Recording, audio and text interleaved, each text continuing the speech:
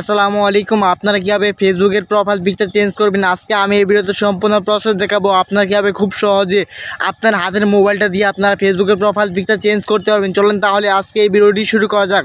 আপনারা প্রথম চলে আসবেন আপনাদের ফেসবুক অ্যাপসের মধ্যে। আমি প্রথম ফেসবুক অ্যাপসের মধ্যে আসলাম।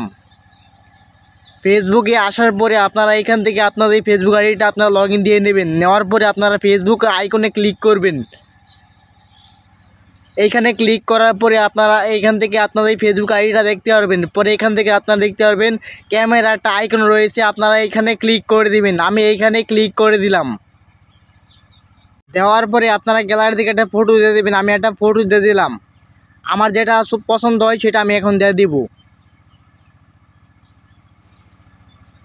এই ফটোটা আমি এখন দিব। এই ফটোতে ক্লিক করলাম। পরে এখান থেকে ক্রপ আইকনে ক্লিক করলাম। এইখান থেকে যদি ক্রপ আইকনে ক্লিক করে দিই তাহলে এখান থেকে আমি ছবিটা ছোটো বড়ো করতে পারবো এবং ক্রপ করতে পারবো। করার পরে ডান আইকনে ক্লিক করে দিব।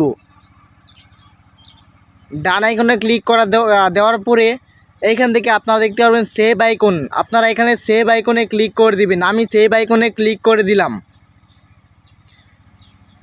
দেওয়ার পরে দেখতে পাচ্ছেন আমাদের ছবিটা সেট হয়ে গেছে।